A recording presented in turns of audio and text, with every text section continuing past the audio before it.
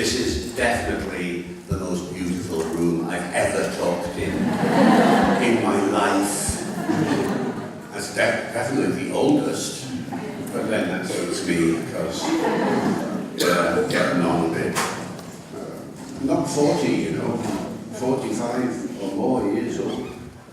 Yeah, it's lovely. It's great to be here. Delightful. And you switch the weather on. I'm from Wales.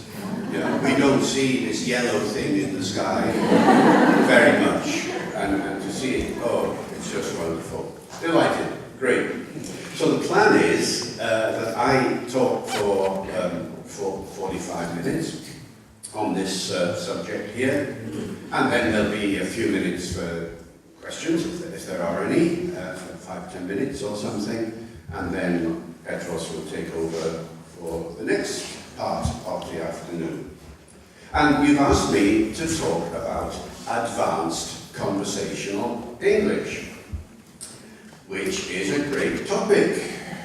And it might scare you, the thought of advanced conversational English, so let me unscare you straight away by saying by advanced conversational English, I mean simply normal conversational English. Now, why do I say that? Well, because I read the textbooks, I read the materials, I read the courses. I don't have to teach them.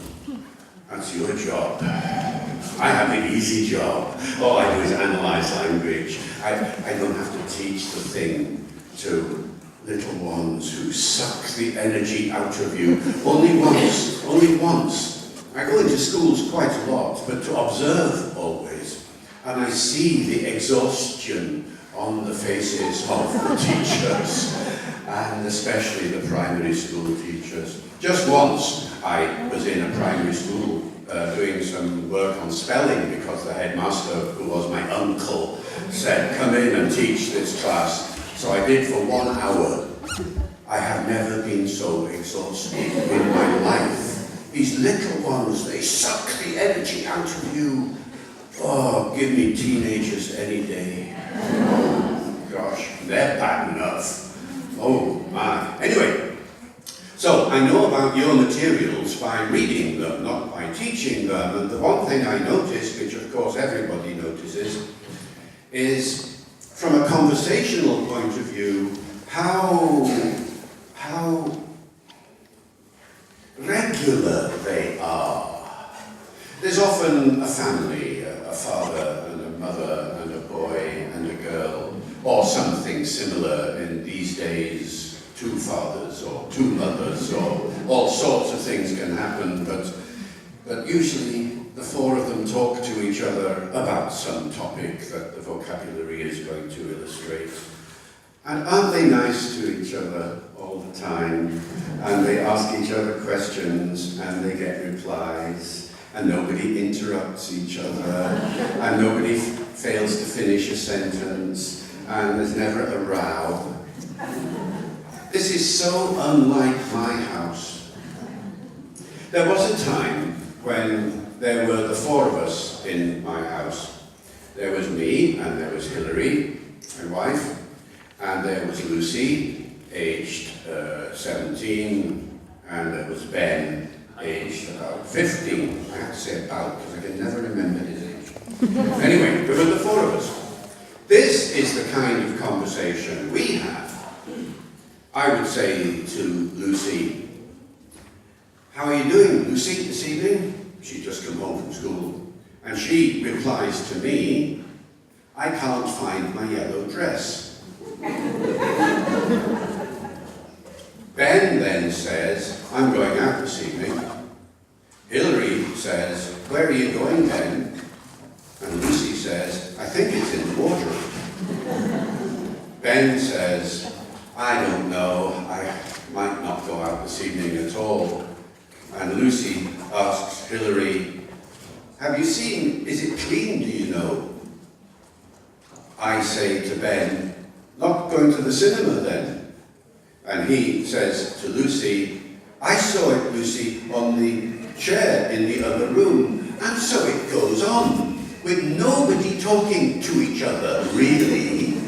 but we're all having a great time. This is a perfectly normal kind of conversation, which you have had in Italian also, I have no doubt at all. People just talking to each other, occasionally answering each other's question, and maybe eventually answering the question, but at any one point in time, the conversational discourse is completely unlike the regulated question and answer situation that I sense is normal in many teaching materials. Well, okay, fine. I mean, one wants that kind of regularity because it helps enormously when you're learning. But there is this distance between what goes on in reality and what goes on in the teaching materials. And I think it's worthwhile knowing about this. I don't know exactly how relevant this topic is to what you have to do in terms of exams and everything like that. Probably not very relevant from that point of view, but from an intellectual point of view, from a point of view of understanding the realities of everyday conversation amongst native speakers and increasingly amongst non-native speakers. Then what I'm going to say may be, well, it'll be interesting, at least, whether relevant. I'm not sure it will change your teaching practice at all, but you might find some surprises here. Now, I'm talking about natural, spontaneous, informal, colloquial, everyday English. How do I get it? How do I find it? I'm a linguist. I want to analyze it. I know what it's like intuitively because I speak it every day with the family and everywhere else and with my friends. And oh Lord, last night in Turin with a large number of Manchester United supporters. Oh dear, I heard advanced conversational English there of a type I have not heard for a long time. Most of it unprintable until they won. And then suddenly it was a different kind of conversation. Anyway. How do I get it? How would you get natural, spontaneous Italian if you were analysing it? Will I go into a room where people are talking with my microphone and well, in the old days, my tape recorder, these days, my little phone or something, and say, hello, good evening. Please give me an example of natural, spontaneous English, please. What will happen? I mean, people will get self-conscious, they will forget how to talk, they will start speaking all correctly and posh, they'll lose all their colloquialisms. It's very difficult to get examples. Perhaps this is what happened a few decades ago. Hide the microphone behind a curtain or under the table and tape record everybody's conversation and they don't know, well, these days that would be not really very ethical. And apart from the ethics, it's not very good quality recording, actually.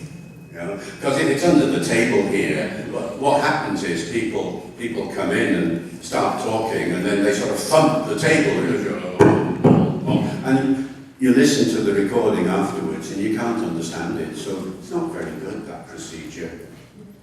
I'll tell you how I did it. This is how I got the data that I'm going to tell you about this afternoon. I would invite a couple of my friends or colleagues to my home. I would tell them in advance, I want to record your voices, because you've got lovely accents. And everybody goes, oh, really? Okay, I'll come. And they come around, expecting to be recorded. So I set up the room. Imagine a room with 4 armchairs. Beside each armchair is a microphone, right by their mouths, like this. And in the middle of the floor is the big tape recorder. And the microphones are linked to the tape recorder. And in they come, and they look rather surprised, and I say, don't worry, just sit down, relax, no, come on, it'll be all right. And then I say, look, we'll We'll get the job over and then we can just relax. So I turn the tape recorder on and I say, count from 1 to 20. And so they put on their best voices and they go 1, 2, 3, 4, and so on to 20, and everybody does it.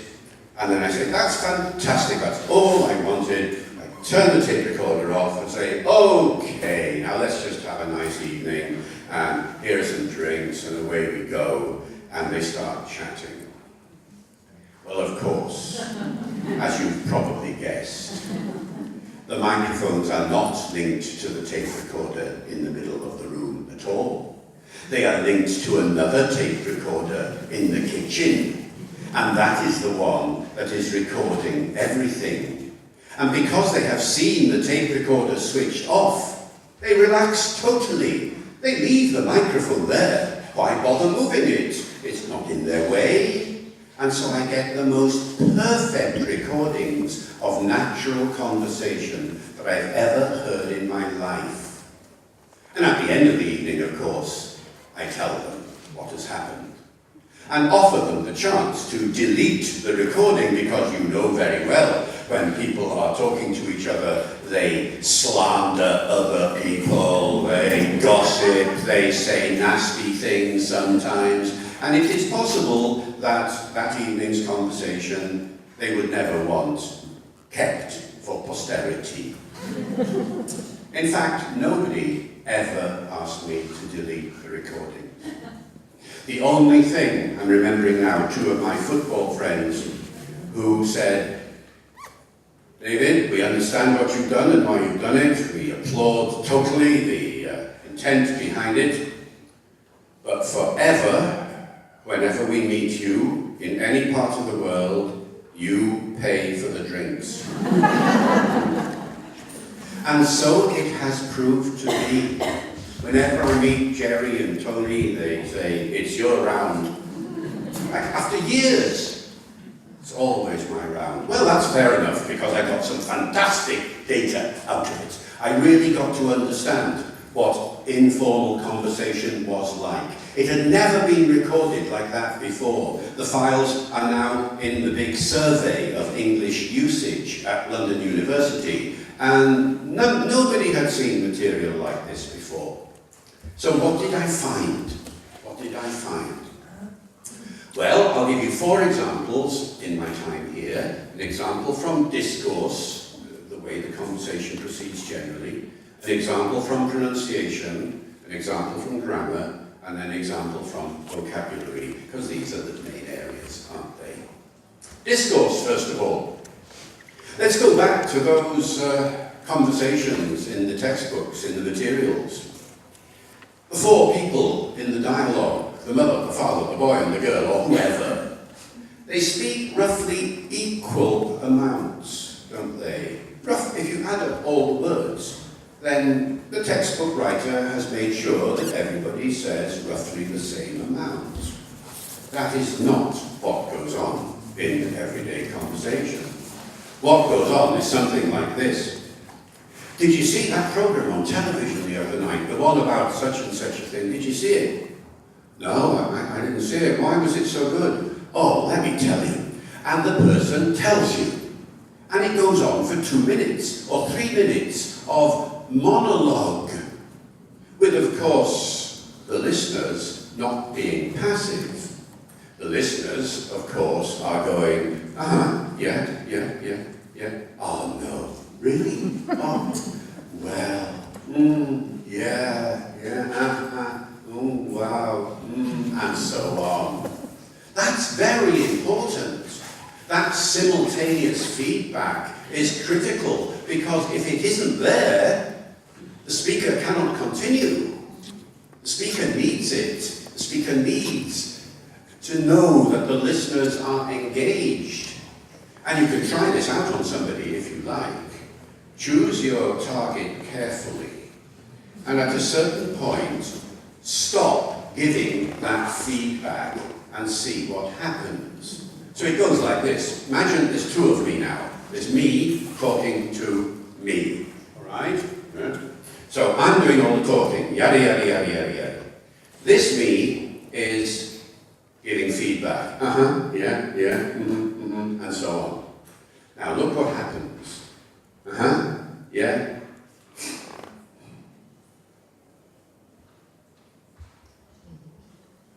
The other person is still talking. The other person cannot carry on talking. The other person will be going, yada, yada, yada.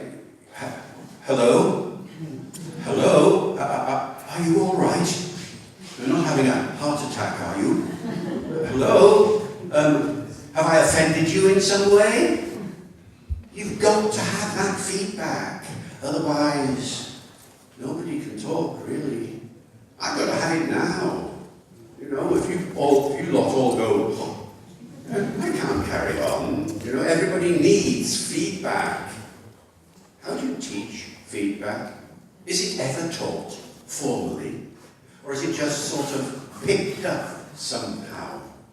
That's an example of what I mean by the difference between everyday conversation and the sorts of dialogue that you get in text. And then on to pronunciation.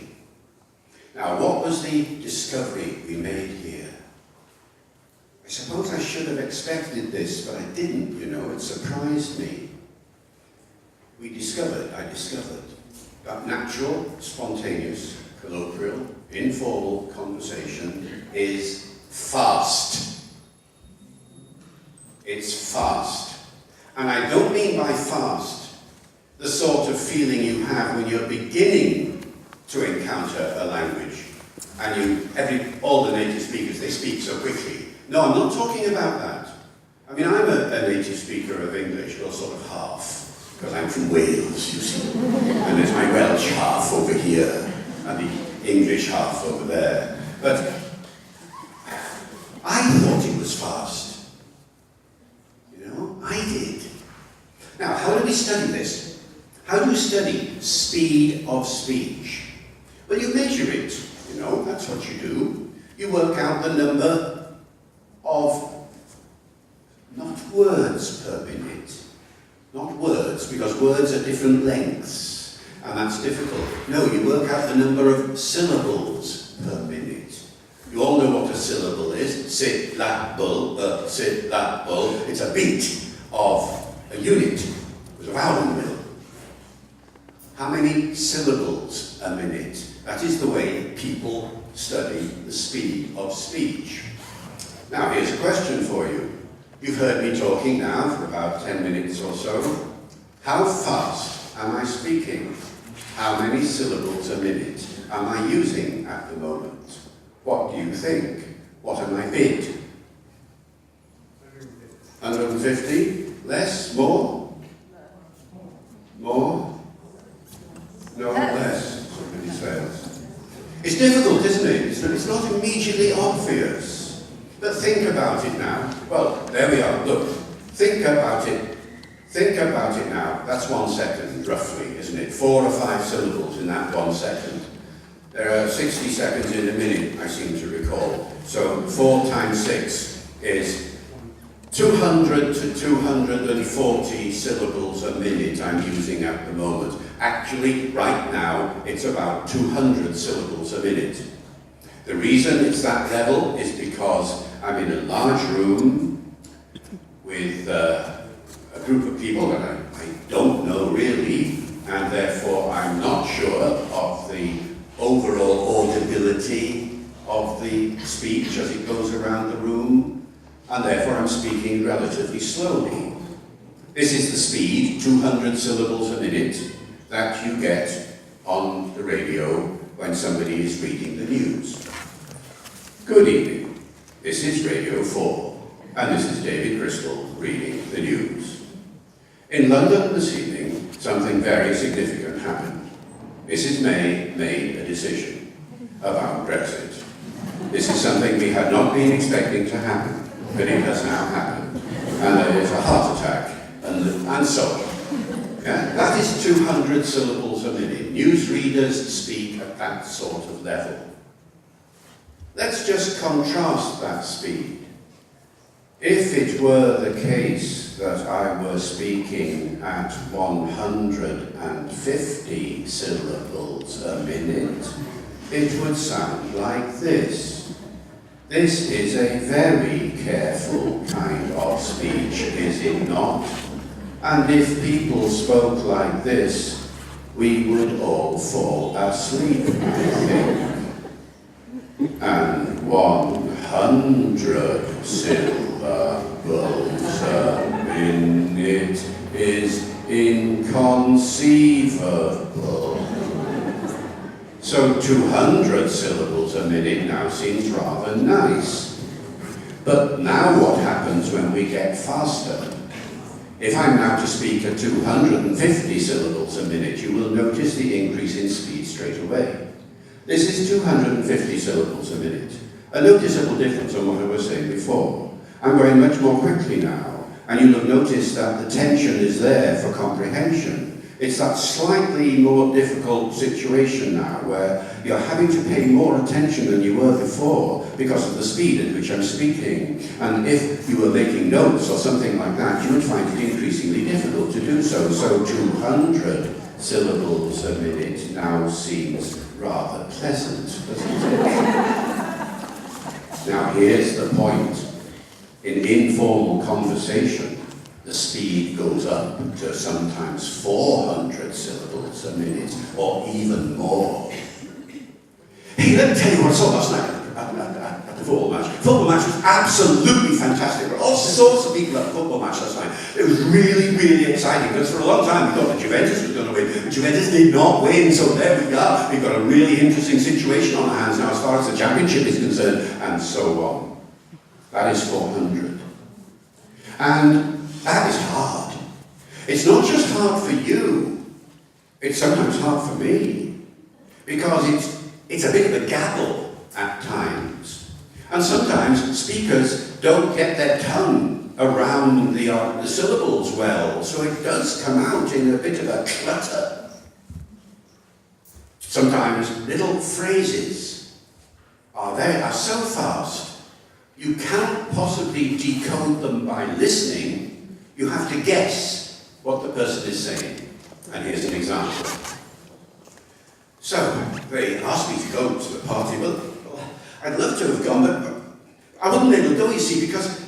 I wouldn't be able to go, you see, because... I wouldn't be able to go, you see. I wouldn't be able to go, you see. It must be I wouldn't have been able to go, you see. I wouldn't be able to go, you see. I mean, that's all it is. That's all it is. It's a cluster of noises, and you guess from the context what it must mean. Of course, you can teach pupils to speak in that kind of way, because the expression, I wouldn't have been able to go, which is the formal way of saying it, can be, you can show the rules, and you probably taught the rules at some point when you were teaching pronunciation. You would teach rules of assimilation and elision. Assimilation is when two sounds influence each other. Elision is when a sound is left out. So let's work it out. I wouldn't, the T at the end disappears, and the goes, so it's wouldn't, I wouldn't have, drop the H, drop the V as well, and at becomes so I wouldn't, not I wouldn't have, I wouldn't, been becomes been, becomes been, so I wouldn't have been, able stays the same, and to, drop the T, and the U becomes so you've got I wouldn't have been able go, right? And if I speed it up, increasingly, even the dog is interested in this dog. Yeah. See, dogs speak conversation. Never mind. So, I wouldn't have been able to go. I wouldn't have been able to go. I wouldn't have been able to go. I wouldn't have been able to go. I wouldn't be able to go. And then it's the fastest. But these intermediate steps are ones that I'm quite sure you'd be able to do yourselves if you were using this kind of variety of English. What you must make sure, if students try to do this, is that they get the rhythm right. It's, I wouldn't have been able to go. Wouldn't have been able to go. Oh, like that. Not, I wouldn't have been able to go. You know, which I have learned. You know, I have learned all my assimilations. I have learned all my elisions, and now I speak well. I wouldn't have been able to go. No. Speed it up a little bit. And that was the main finding for pronunciation. And then, how are we doing? Well, grammar. Yes, grammar. What was the main thing we found here? Well, what do you teach, basically, in grammar? You teach sentences. That's how we're supposed to communicate in sentences. And what are sentences? They are things which start with a capital letter and end with a full stop, or a question mark, or an exclamation mark, or something, except on the internet, but that's a different story. So there's a full stop there, and in speech you start with a high pitch and you end with a low pitch at the end of the sentence. Oh, if only it were so easy. The main thing we found in the data was there was no such thing as the end of a sentence. The sentences went on and on and on, and it proved impossible to find the full stop, as it were.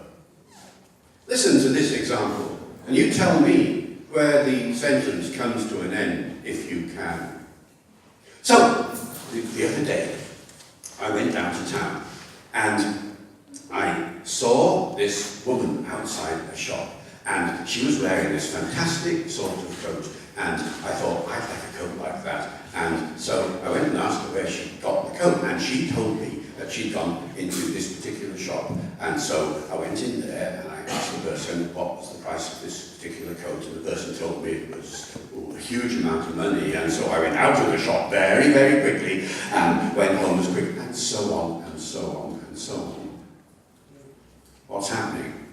This useful word, and, is happening. Clauses, units, phrases are being linked by and. And that can go on for minutes on end.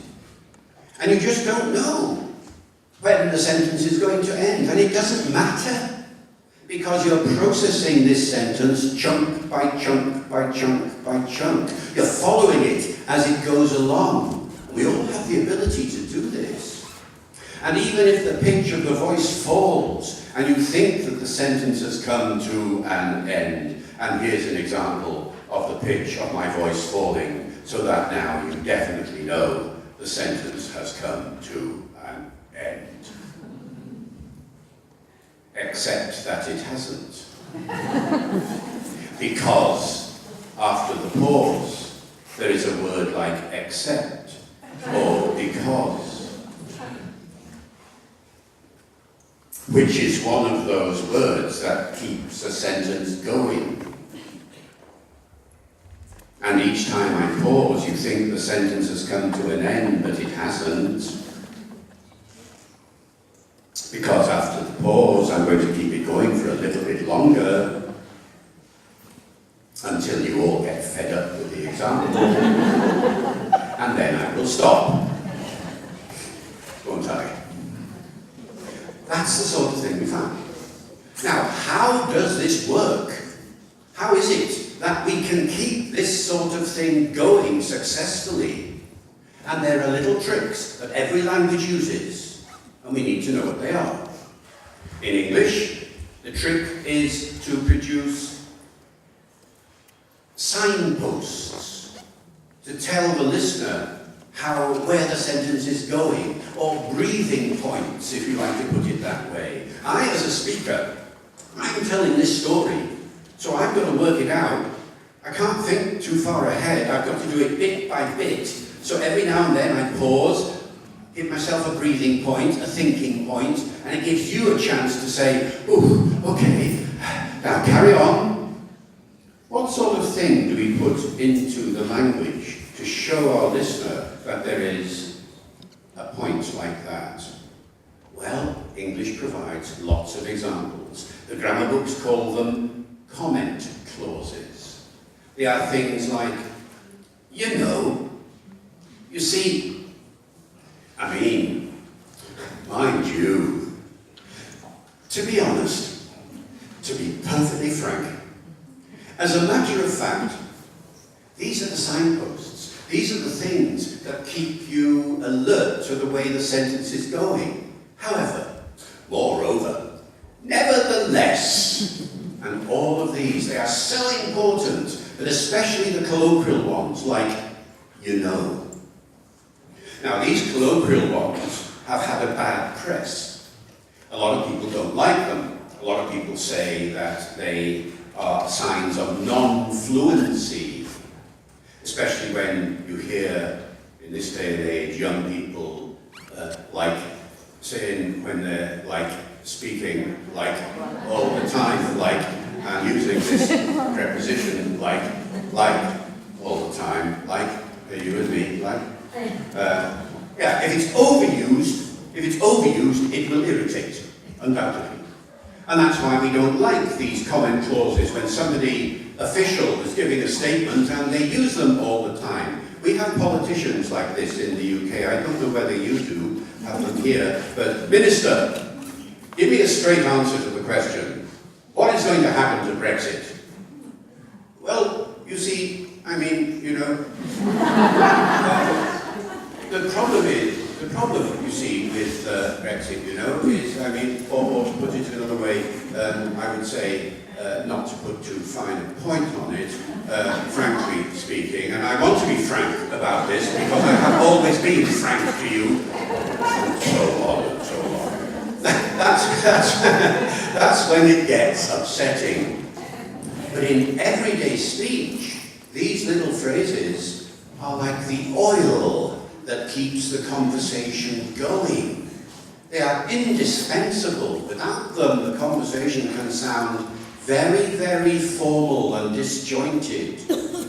And the thing you have to appreciate is expressions like, you know, you see, I mean. They have rules. You know, they have rules. You can teach the rules. So let's take you know as an example. Where can you put you know in a short sentence? You can have it at the beginning, or the middle, or the end. So I can say to you, you know, it's time we went home. What is the function of you know when it's at the beginning of a sentence? It's a stylistic marker. It's a marker of intimacy. Contrast it like this. It's time we went home. Sounds a bit abrupt. You know, it's time we went home. Immediately sounds more friendly, and, you know, I'm almost apologizing for the fact that I'm having to tell you it's time we went home. So at the beginning, you know, has that kind of function. At the end, it has a double function, depending upon the intonation. If it's higher, it's a question, basically. I live in Holyhead, you know? You know is basically saying to you, are you aware of where Holyhead is? And the other function, if it's low down, is a function of something is up. I've just been talking to Mrs. Jones, you know. And if you don't know, you now want to know.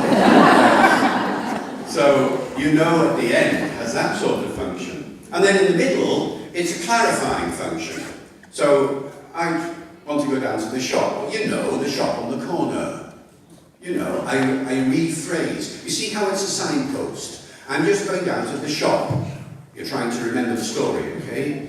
You know, the shop on the corner. Oh, that's the important bit. The bit after you know is the important bit. Don't worry remembering the bit before you know. That's no longer important in my story. You see how it changes your sense of where the conversation is going. And it can change the meaning as well. Some places in a sentence you cannot put you know. Some places you can, and it changes the meaning. Take this sentence. John and his friend have just gone to New York. Now, could we say in English, John and his friend have gone to New, York. No, not really. Why would anybody not break New York up into two parts? That doesn't happen. And what do you think about this? John and his, friend have just gone to New York. Well, now John and the friend are in a very special relationship, it seems. So things like have got rules, and it's important to know about them. You can't just put anywhere in the sentence. It doesn't always work. The rules are not as tight as some grammatical rules are. They're always a bit loose. They're always a bit optional here and there, but there are rules governing it. So the more you want people to be genuinely colloquial, the more you will introduce them to things like that. How are we doing? Very good. And the last 10 minutes talk now on vocabulary. What did we find here? Well, again, I was not prepared for this. I found a lot of nonsense. Nonsense vocabulary. Vocabulary that literally has no meaning. You see, the problem when you're speaking to somebody informally is that sometimes you forget what you want to say next. We're all human, this happens, especially after a drink or two. And you're saying something and, the name just escapes you. The name, it's gone. Oh, what's the name? What's the word? Suddenly, you lose track of what you're saying. Everybody does this. Now, how do you let your listener know that that's what's going on in your head? What you must not do is stay silent, because then the listener will think you are dead. So, for instance, if I were to say to you, so I was going down to the...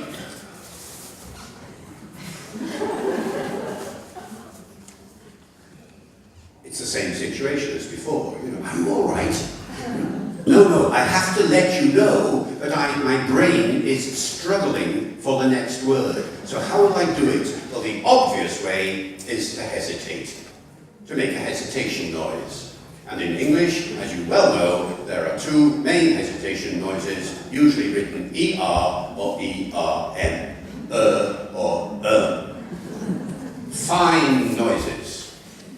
If you're going to teach these, make sure that, and you should teach them, that this is the very first thing a learner should know, because before a learner has learned any English at all, they know nothing, and therefore teach them how to hesitate.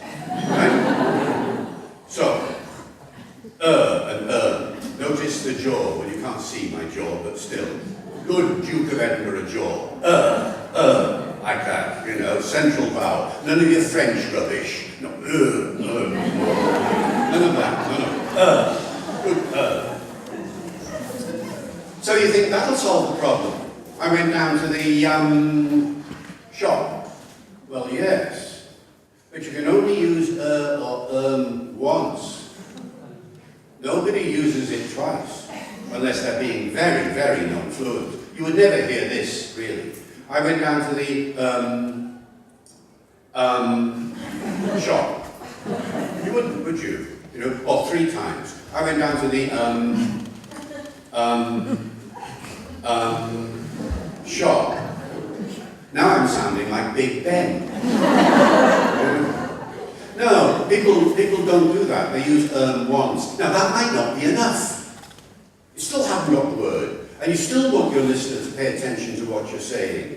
So what now can you do? Well, you can use other types of hesitation noise. Some very strange hesitation noises we found on our tapes. Really weird. If I put a whole cluster together into one little 2 or 3 second segment, you'd hear this. So I went down to the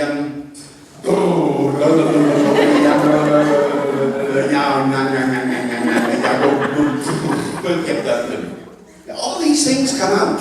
I bet they happen in Italian too. But anyway, even that might not be enough. So in the end, you can rely on the nonsense words to tell your listener you are stuck. I went down to the thingy. the thingamajig, the whatsits, the doodah, the whatchamacallit, fast for what you may call it. Right? These have a long history in English. Whatchamacallit turns up in Shakespeare. It's in As You Like It. Touchstone uses it at one point. But how do you spell it? It's not in any dictionary, or, well, correction, it used not to be in any dictionary, but some of the new dictionaries are now putting it in. But still, how do you spell it? Whatchamacallit? It's very difficult. So these are nonsense words. These are the things that we found very frequent indeed, much more frequent than I was imagining. And that was the main discovery about grammar. So to recapitulate, this kind of informal conversational English, it is certainly very, very different from anything you've encountered before. I mean, when did you last see an authentic dialogue in a textbook which has things like whatchamacallit and you know and all the rest of it? Some of the modern ones, textbook writers are brilliant, and some of them are now starting to put some of these things in, but they're still a bit scared because they don't want it to be too colloquial, because that takes the English away from the kind of English that you need in order to, well, pass these exams and do all the things that students have to do in order to get on in life. So that's why I said at the beginning of my talk, much of what I'm saying is only indirectly relevant to what you actually have to teach day by day, at least as far as production is concerned. But as far as listening comprehension is concerned, then the more the speech you present is colloquial, the more you will encounter this kind of thing. And one last point. You might think that this sort of conversational style is going to be replicated in literature. So go to modern dramatists, you know, Harold Pinter and people like that, and look for these features there. And here's the interesting point. You won't find them. No modern dramatist that I know has actually tried to replicate this kind of conversational style as perfectly as possible. And the reason is probably because it would make bad drama. I mean, our conversations that we have at home, these are not good drama. These are just informal chats with everybody having a good time. There is no artistic structure there. I mean, of course, occasionally there can be a piece of drama. If you watch EastEnders on television, you would think that all conversations are totally dramatic and people in English quarrel all the time. Well, all right, that sort of thing aside. But you won't find these things in literature either. So, the examples that I've given you, listen out for them, and they will provide you with a perspective of reality against which you can then judge the naturalness and authenticity of the kinds of conversation that you're using yourselves in your day-to-day work. Well, there we are. Thank you very much.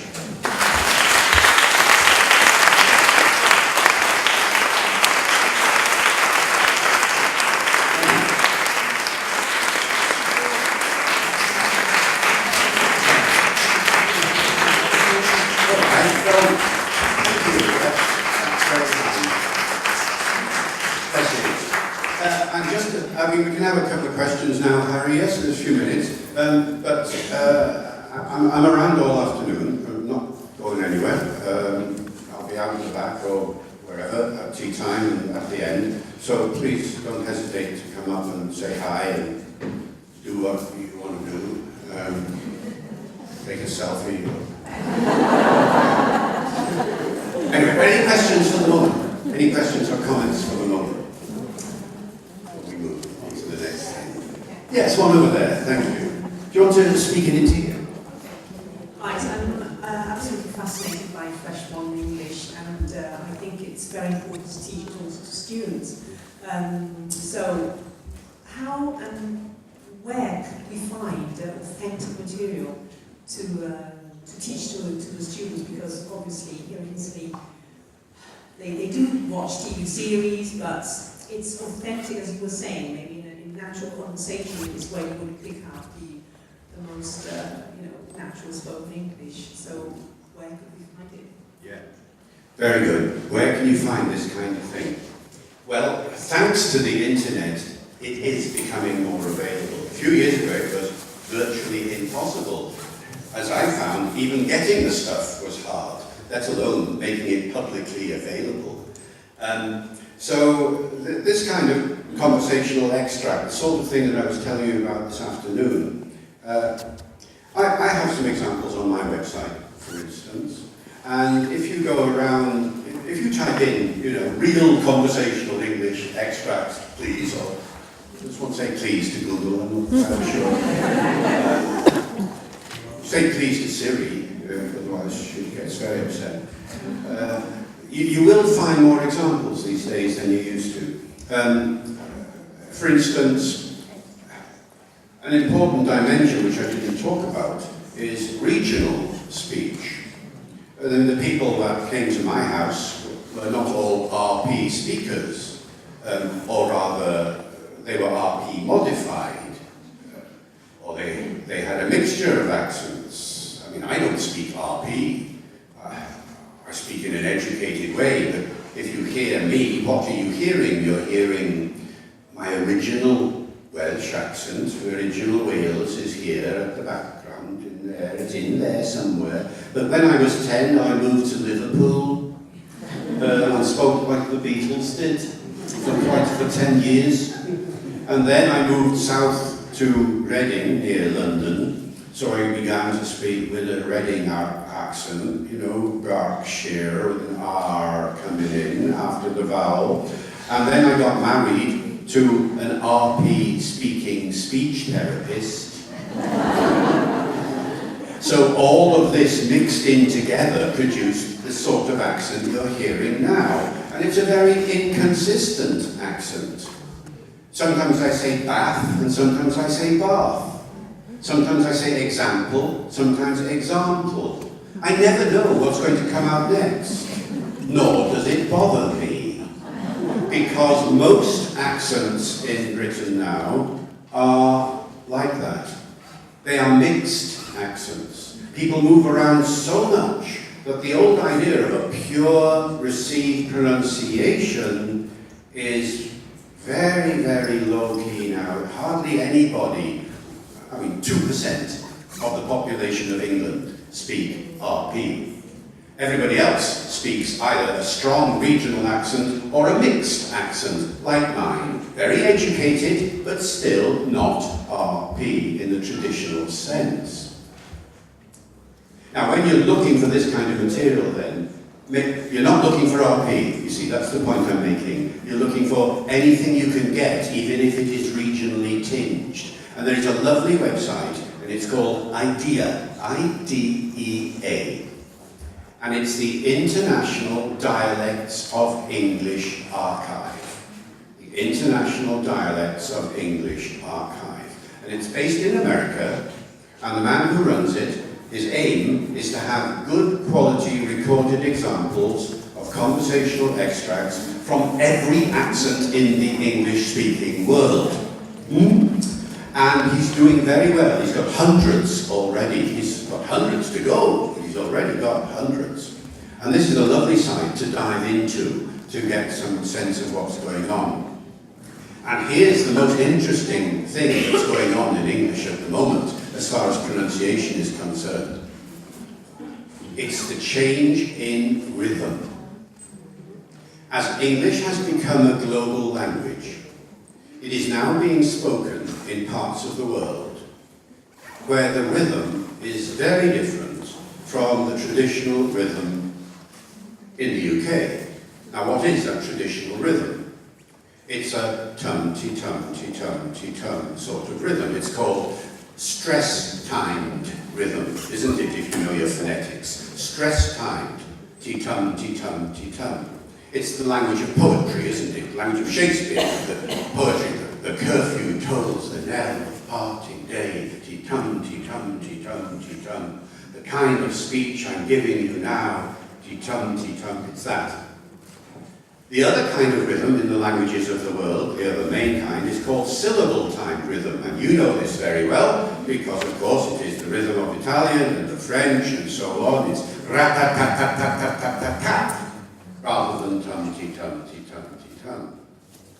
A French person trying to speak English in a good way is going to speak English with this sort of rhythm all the time, is he not? Rat-tat-tat, rat-tat-tat.